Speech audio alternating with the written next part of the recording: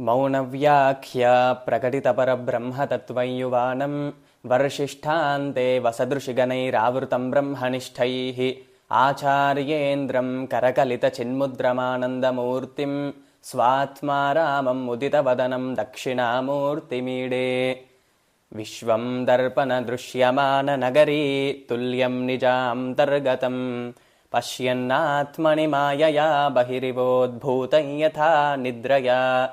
यः साक्षात् कुरुते प्रबोधसमये स्वात्मानमेवाद्वयं तस्मै श्रीगुरुमूर्तये नम इदं श्रीदक्षिणामूर्तये। बीजस्यान्तरिवाङ्कुरो जगदिदं प्राग्निर्विकल्पं पुनः मायाकल्पितदेशकालकलना वैचित्र्यचित्रीकृतं मायावीव विजृम्भयत्यपि महायोगी वयस्वेच्छया। तस्मै श्रीगुरुमूर्तये नम इदं श्रीदक्षिणामूर्तये। यस्यैव स्फुरणं सदात्मकमसत्कल्पार्थकं भासते साक्षात् तत्त्वमसीति वेदवचसा यो बोधयत्याश्रितान्। यत्साक्षात्करणात् भवेन्न पुनरावृत्तिर्भवाम्भोनिधौ तस्मै श्रीगुरुमूर्तये नम इदं श्रीदक्षिणामूर्तये। नानाच्छिद्रघटोदरस्थितमः दीपप्रभाभास्वरं ज्ञानं यस्य तु चक्षुरादिकरणद्वारा बहिस्पन्दते जानामीति तमेव भान्तमनुभात्येतत्समस्तं जगत्। तस्मै श्रीगुरुमूर्तये नम इदं श्रीदक्षिणामूर्तये।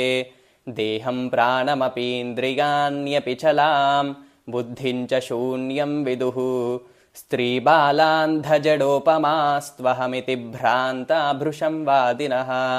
मायाशक्तिविलासकल्पितमः व्यामोहसंहारिणे तस्मै श्रीगुरुमूर्तये नम इदं श्रीदक्षिणामूर्तये।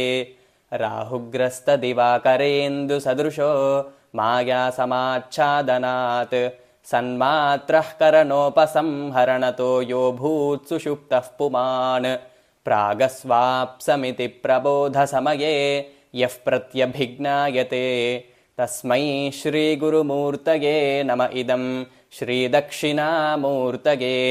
बाल्यादिष्वपि जाग्रतादिषु तथा सर्वास्वस्थास्वपि व्यावृत्तास्वनुवर्तमानमहमित्यन्तस्फुरन्तं सदा स्वात्मानं प्रकटीकरोति भजतां यो मुद्रया भद्रया।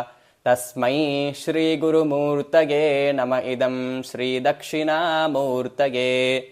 विश्वं पश्यति कार्यकारणतया स्वस्वामि सम्बन्धतः शिष्याचार्यतया तथैव पितृपुत्राद्यात्मना भेदतः। स्वप्ने जाग्रति वा य एष पुरुषो माया परिभ्रामितः तस्मै श्रीगुरुमूर्तये नम इदं श्रीदक्षिणामूर्तये।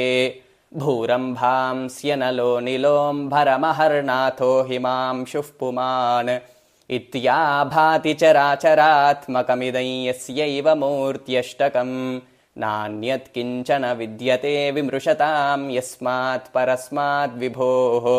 तस्मै श्रीगुरुमूर्तये नम इदं श्रीदक्षिणामूर्तये। सर्वात्मत्वमिति स्फुटीकृतमिदं यस्मादमुष्मिंस्तवे तेनास्य श्रवणात्तदर्थमननाध्यानाच्च संकीर्तनात् सर्वात्मत्वमहाविभूतिसहितं स्यादीश्वरत्वं स्वतः सिद्ध्येतत्पुनरष्टधा परिणतं चैश्वर्यमव्याहतम्।